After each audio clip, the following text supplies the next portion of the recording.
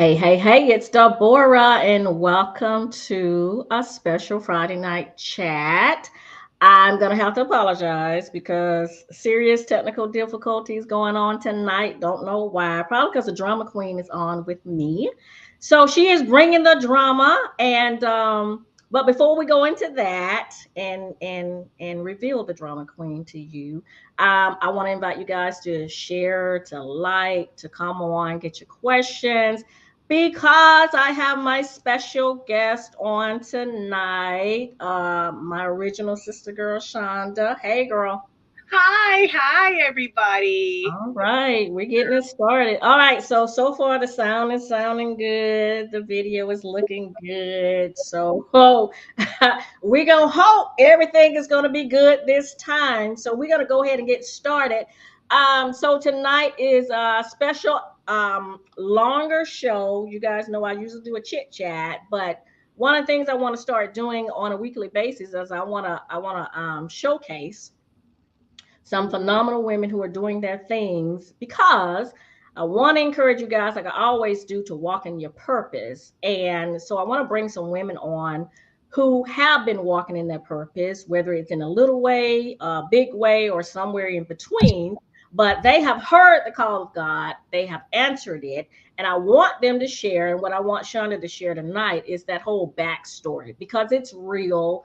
Sometimes it's easy, sometimes it's hard, but it's real. So she's gonna bring the real tonight, as she talks with us about the making of her new documentary on Nihal, David's wife, his first wife. And so we're not going to talk so much about the documentary, although Shonda's going to share a little bit about that. But I want her to share is the real one, the backstory of how she heard God's voice to do the documentary and all that stuff that went on in between as she answered that call. So you guys, welcome Shonda to the show. Hello, All hello. right. So first question for you to get us started. Tell us a little bit about the documentary and what it's about. The documentary, you did a very good job. Thank you so much. It is about Mihail, the first wife of David. And I originally, you've been in the coaching world for a while where you're encouraged to write down all these big gigantic dreams Mhm. and then sometimes you could be so there are some people that are very serious about their dreams. There are some people like me that are sitting there like, oh no, like, let me, and I got really surprised by some of the things that I wrote down. But I did write down that I wanted to do a documentary. And this is before, like, documentaries are really popular now. This Right. was like Oh, way back when documentaries were considered dry and boring. oh, okay. And so when I wrote that down, I was like, oh, well, yeah, Christians are dry and boring. So they're like a documentary on, sorry, that's how I think back then. Like, oh, yeah, they would like something serious, Uh-huh. a little wackadoodle.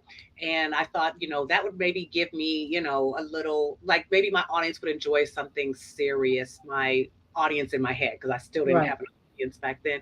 But I wanted to do a documentary on David, and I wanted to call it Behind the Psalms, like behind the music. And I was like, Okay. wanting to do all this research and things like that. And just to fast forward a little bit, when the Lord did tell me to do the documentary, mm, that wasn't a very well, even though I had written it down, Right. like we've discussed this before, the timing just wasn't right for me. Like, I mean, it was right for the Lord, but it's like, Lord, Right. just not right now. I was just started a doctorate program, and I'm like, now, I've been praying to you about this documentary for 10 years, and like, Right. now with all this work. And I was getting my certification in spiritual direction as well. So I was doing, additional programs and things. And I was like, how am I going to fit that in? And I just wasn't too excited about it. And then, especially, the amount of work. David is a big major character. That is right.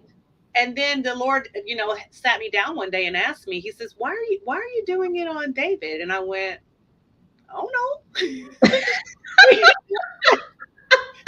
He used to make So he didn't tell you what to do it on. He just said do it. no, no. He just, you know how sometimes we get that piece of it and we take off running, like, the Lord will say Africa. And it's like, Right. I'm supposed to go over there and start a ministry in Africa. And it's like, we just wanted you to go on a nice trip and see a Like lot. I did. Let's go visit first. But if I hear Africa, it's I'm move over there. And, of course, my husband, because he ain't going. I already know Right. that before. So it's like so. But yeah, he didn't tell me what to do it on, and so when he asked me why are you doing it on David, and I went, oh no, and I had already had established a relationship kind of with Mihail. That's a Okay. very long story, but I had already established a relationship with her, and I reenacted her a lot of times on stage and everything like that. So when he finally, me and him had the discussion, and it's supposed to be Mihail. I got super excited, and that's when all the energy and the zeal and this is going to be great. It wasn't a dreaded type of thing. So Okay, let me stop you right there and ask you one question because I know I get this all the time. How did you hear God say that? Right? What does that sound like? Because that's a big thing when it comes to walking in your purpose. Because first, before you can walk in your purpose, you got to know what your purpose is, and before you can know what your purpose is, you got to be able to hear God say what your purpose is. So how did you hear God when He said Mihal in the documentary? uh as I stated, it was a and I know, I mean, I'm the one that usually asks these hard questions, so I know what you're getting at there. Oh, I learned from the best. It is um that's a good question. I didn't stop Shonda, did I? Because that's hard, because that's the thing. We each have our own unique Yeah. relationship Yes. with the Lord. And Absolutely. your hearing God is not going to sound like someone else's hearing God. And if there's one thing that I have always stressed is the uniqueness of hearing God. So Mhm. with the disclaimer that this is how I hear God, me and God joke around a lot. Yeah. Know that a lot of people, some people don't joke. Like my husband hears God as a drill sergeant, which is hilarious because my husband used to be a drill sergeant, and my Right. husband speaks like a drill sergeant. So God speaks the way that in our cases, the way Mm. that we respond to Him. My God does not joke around with my husband, because my husband does not joke around. My husband likes direct order, follow, go. So with me, it was let come here, let's talk a little bit, and we Mhm. had some jokes, and it was like, kind of shining the light on, like, why, I had to question my motives about why I was doing that, and had to admit that there's more information on David. It'll be easier. So we had to Mhm. get that exposed a little bit, because it's like, you can't always do the path of least resistance. Sometimes you Right. got to go down the path that's got resistance. So Mm. I did hear him through some good, funny conversations and some remembrance of me studying Mihail, and like I said, the relationship. And there was a couple of deep moments of being chosen to tell her story. And Mm. that's like, we can go a whole hour on that. So I'm not Right. even try to explain that one. So yeah. Right. Mhm. Okay. Very good.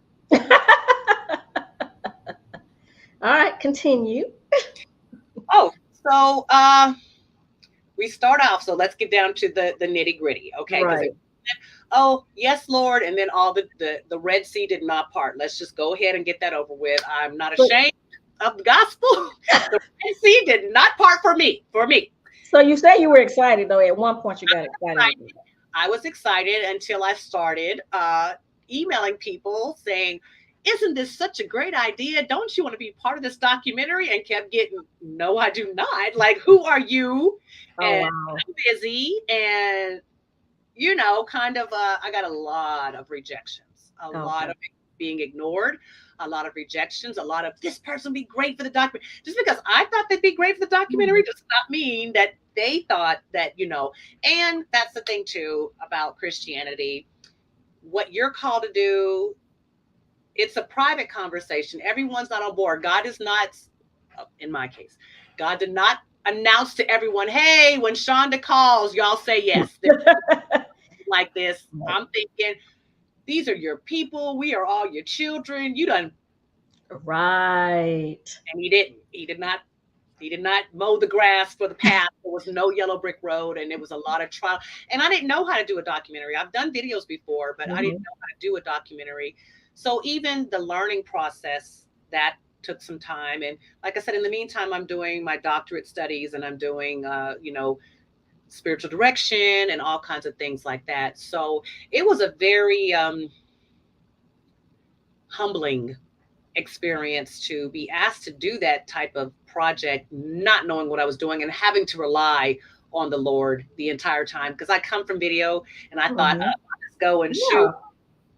Yeah. Mm-mm, mm-mm. A So totally now, different. so now how, let's go back to the rejection part of it, Mm. making the calls, sending the emails, and then get the note. How did you deal with that? I mean, was there a time when you thought, oh, okay, I must have heard the Lord wrong? There was on two times. One, I immediately recognized that it was I was going after somebody big because I wanted that credibility for my daughter. Oh, okay, So I okay. immediately, like I said, my schooling has not failed me. Like I can quickly recognize, like, okay, look, let's get, like, he didn't tell me to go after this person. Right, I'm not going to blame him for the right. rejection. But it was and it was like, and it is a relation. It is like being rejected. Like, I kind of understand what it feels like to ask a girl out on a date. Mm-hmm. What guys have to go through. You have to Right. sit there and wait for them to decide. I had asked a very well known author that meant a lot to me. That I thought we had a connection because I read her books, like, not realizing that she don't know who I am. But I'm like, oh, you wrote, and you mean so much to me, and you've got to do this. And it was the lack of it was a quick no. So that's what hurt me, because it was, Oh. she had I didn't get to speak to her. Her assistant was like, well, she's just like not even. She's got so much to do right now. I'm like, but you didn't even ask me. Like, I'm talking like a year from now. Like, you didn't even make Mm-hmm. inquiries about it. It was just a straight up try not to hurt my feelings. No. So Yeah. that one kind of, but I recognize that that was just me trying to get, some credibility for my documentary, trying to Okay. ride on someone else's coattails. So, I kind Exactly. of reeled it way back. But what hurt me was, I know for a fact that the Lord wanted a rabbi in this documentary. And I had tried, I was like, Lord, I don't have time to learn an entire culture because I'm doing something wrong, because I Right. can't be rejected like immediately, not even a soft rejection, like, no. And I don't care if you feel this hurt. No, I don't want to be a part of it. And so it was very, like, that was confusing. Like, did I hear you wrong on that? Mm-hmm. I really wanted a rabbi in that. And I was very fortunate that one of my clients, I'm supposed to be counseling her, and I was so Mm-hmm. rejected that day that she was like, "What's wrong with you?" And she introduced me, made the introduction to a Oh, wow. rabbi that was a professor of hers at Brown University, and that's the rabbi in the film.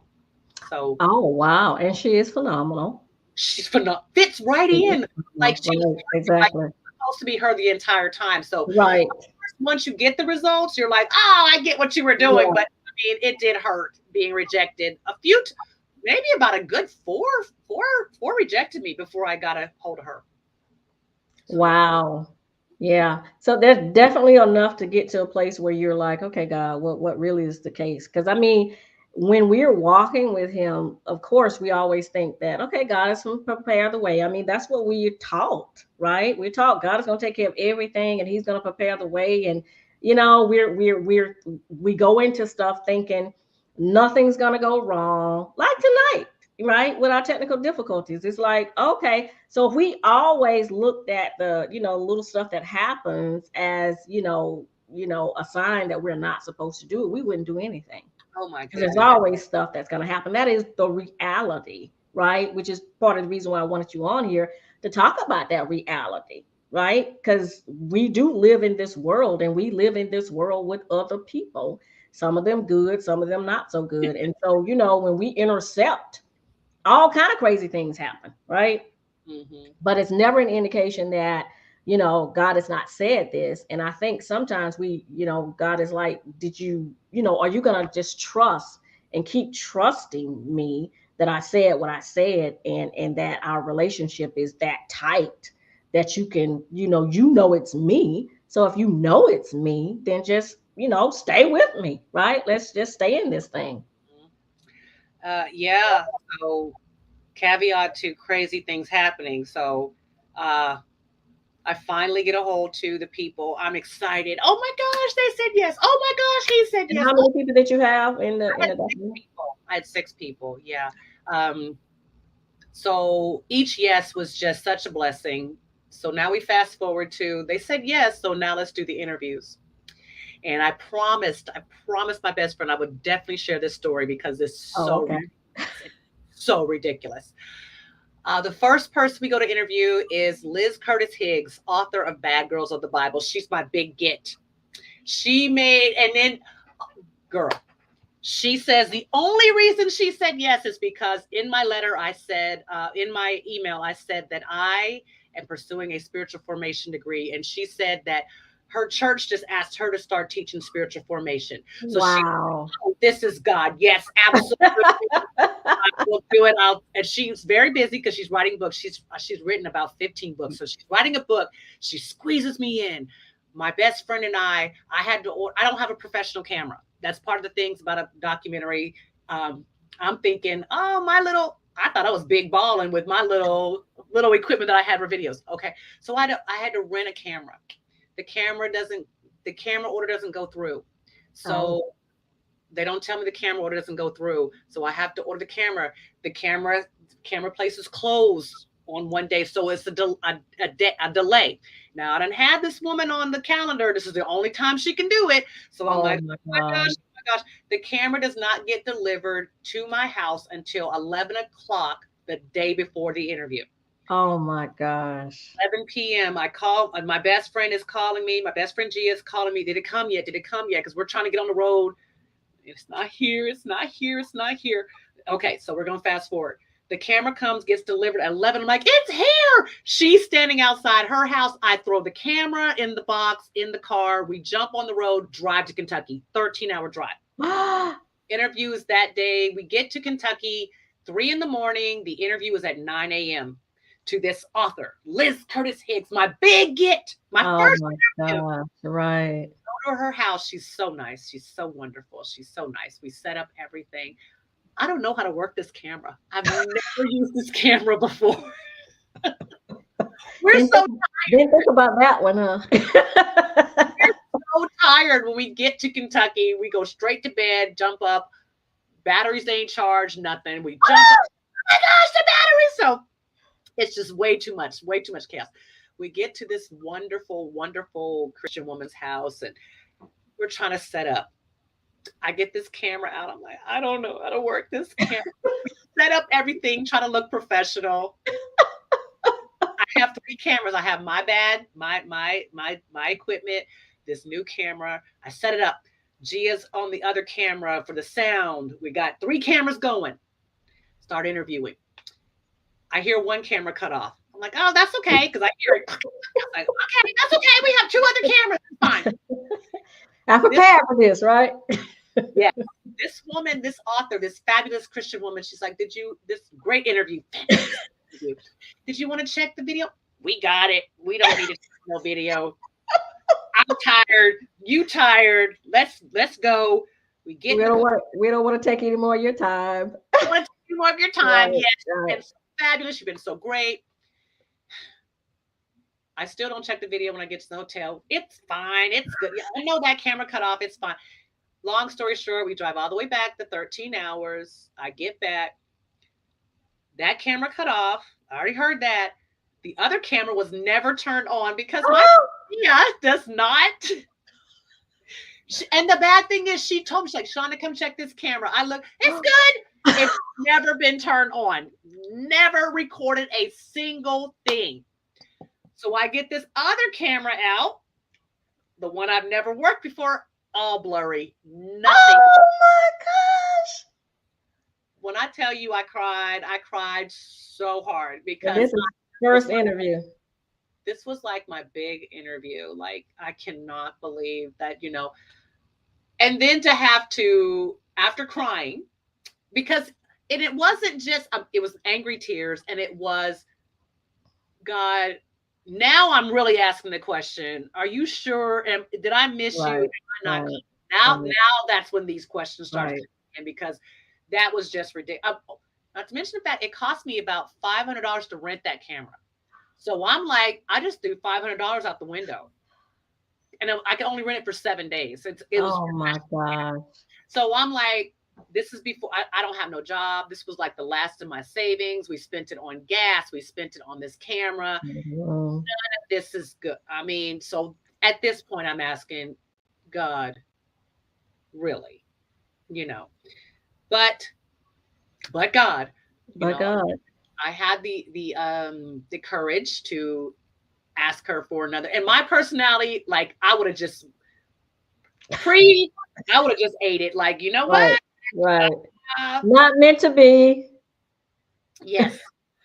But I went and I said, I asked her, I'm so humbled. I mean, I know that you asked me to check that film. And I had to admit, Right.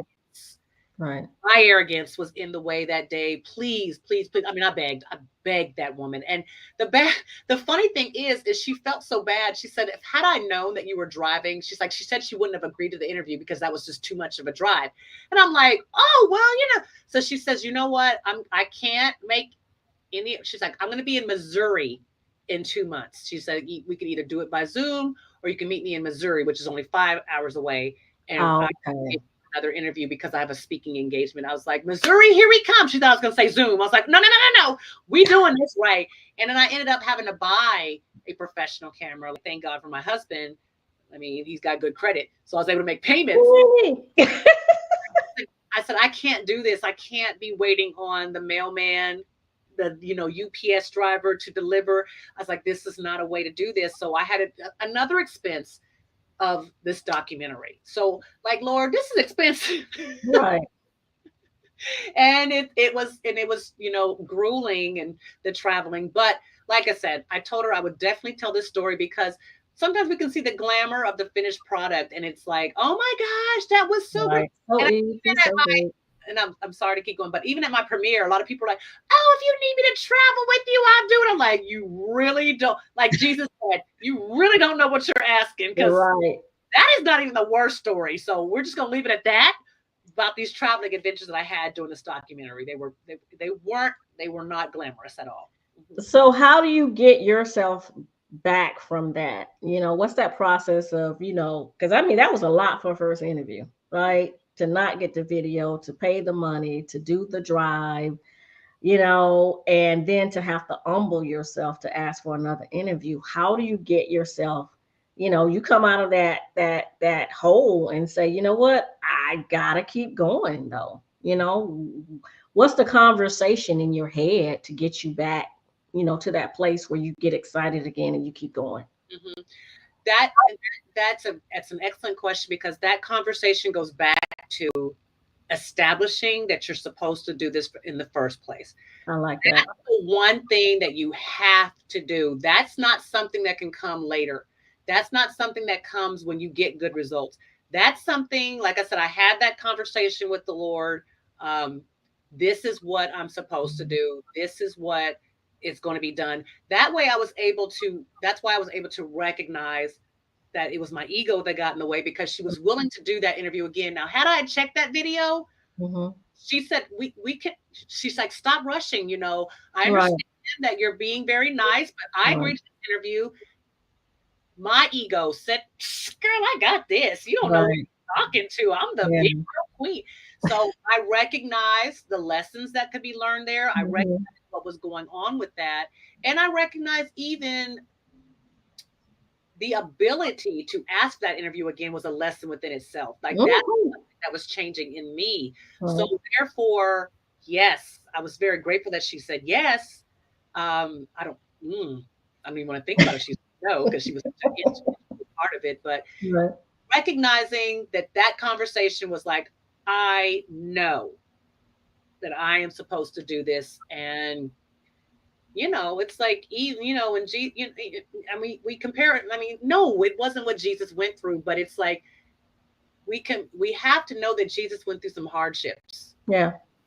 and we have to know that we're not immune from hardships, and we're not immune Right. from mistakes, and we're not immune from the process. So Right. that's what kept me going to. But I did cry. I mean, don't Mhm. sit there and be like, oh, it was the devil. Right. He had a little play in it, but I took it and ran with it. I did the whole thing. Right. I So, got all my stuff. We have yeah, to own our stuff. give Hmm. yourself some time to grieve it. There's a time. It says in Ecclesiastes, there's a time to cry. Hmm. Well, give yourself that time. Don't be trying to just jump up. I wasn't ready to just jump up and go do another interview. So by the time that 2 months was up, that I had to Hmm. wait, girl, I knocked that interview out the park. Like that was professional. What I did Right. in time, And not it show. looked, and I could see that. Yeah, I could see it. Yeah. So you got 6 interviews. Were any of them in town, or One, did you have to travel?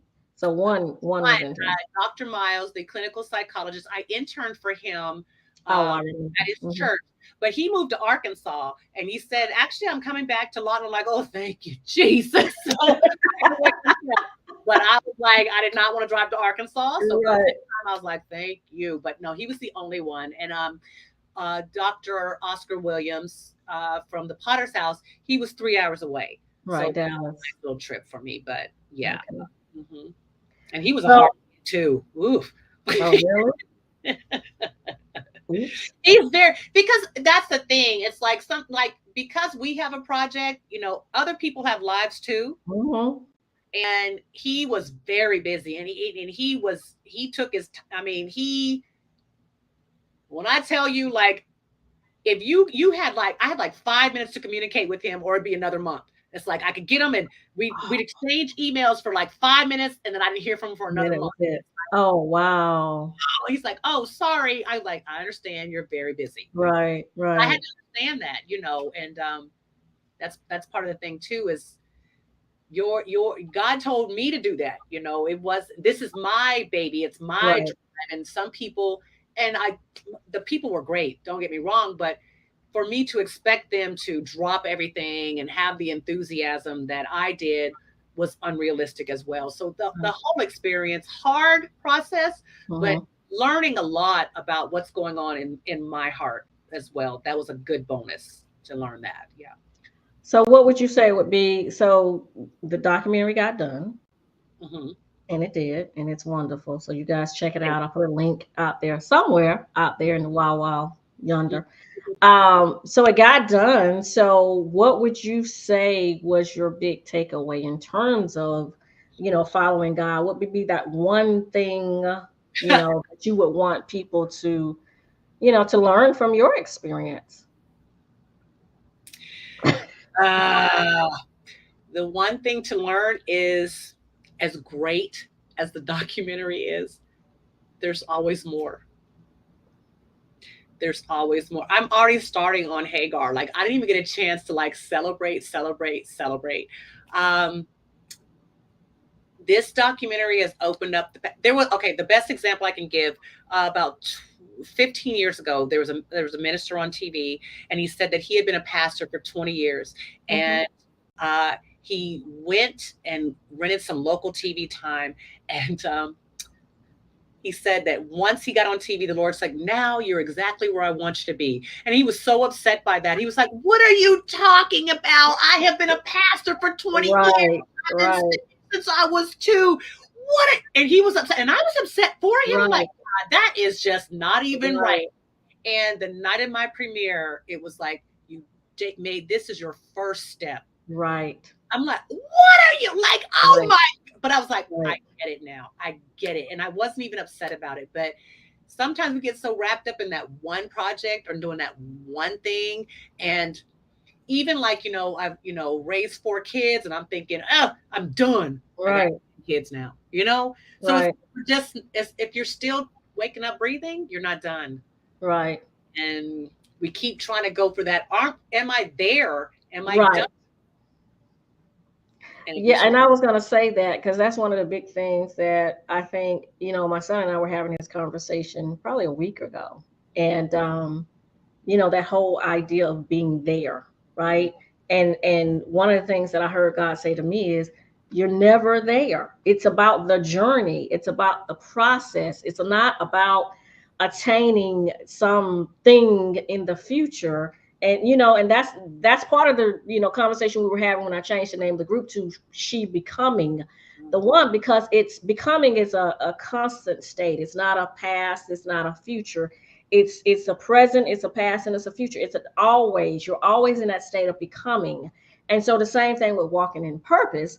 You're always walking in purpose. You're right. There is never a time when you're just arrived until you get to heaven. And I don't even think so then. I think you're just constantly transitioning to some other form or another. But there is so much of God, for us to learn. So therefore, there's so much of our relationship with Him that can be better. So we never get there unless we can attain what God has attained, which I know we never can. We will Mhm. always be becoming. We will always be walking with Him in that purpose. So yeah, that's phenomenal. And I think that's huge because a lot of people want to rest and just say, I did it, I checked that off, and let me go on to the next thing. But the next thing is, Yeah, more more of your purpose, yeah. more of getting close to Him. It's so good that you said that because like I said, I'm a spiritual director, and a lot of my clients, and I don't. One of the things I do is like kind of help them with their perspective a little bit. Mhm. And it's like you keep striving for this ed, and God is ing, and Right, until you make that connection that it's ing. So right, to even because I graduated 2020 with my master's, I'm done. Okay, oh, I got to go get a doctorate. Like, right. oh my gosh, I got to do. And then, like, okay, you spoke documentary. God spoke documentary. So to hear that this is supposed to be a series, it's like, Oh, hey, wait a minute. It's a continuing thing. And it's yeah, like, I mean, it's not a burden. I love it. It's just the wrapping your mind around that striving yeah, to get there. right, Said there is no there, which is right, it can be so confusing to our finite minds, but there's right. there, it's no there. So Yes. I'm glad you said you're loving it because that's where I wanted to end. Mhm. Wonderful place to end is the fact that even though walking in your purpose and walking with God is nerve-wracking at times. That's my term for it because that is the truth. It works your nerve at some points. But the end of it all, just kind of like what David with the Psalms, it's always he'll start off, lamenting, mad, angry, confused, upset, don't understand. But the end of the Psalms is always the same. But God, I worship you, I love you. And so that's the way of walking in your purpose. It's yes, there was a lot of stuff that went into it. I had to accept a lot of things I didn't want to accept, but at the end of it all, it's always this wonderful, beautiful, fulfilled thing, Mhm. which we can't even get to until we are walking in our purpose. Right. And a lot of that, I mean, I know we're going to end, but hearing the comments that I'm getting, even the private ones, I'm like, I want everybody to do it public, but the Mhm. private ones, it's been so touching, and it lets you know that this is so it's humbling. It's not even a, oh my gosh, I did such a great job. It's, oh my gosh, God allowed me Right. to do this project. It's Yeah. just it's been and up. It's been a roller coaster. You get the roller coaster, you go, oh, that was Yeah, that was fun at the end. fun. Let's do Right. it again. Right, right. Absolutely, absolutely. All right. Thank you, my friend, for being here. And where can people find you?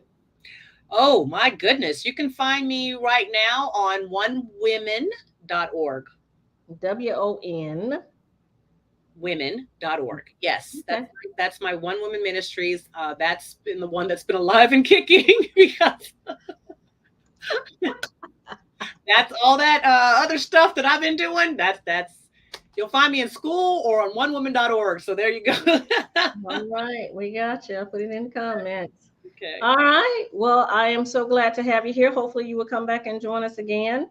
Anytime, anytime, anytime. All right. And for those out there watching, again, this is what I want to do. I want to bring these stories of God's girls and, how they walked in their purpose and walked with God and, how faith had a huge part in their successes.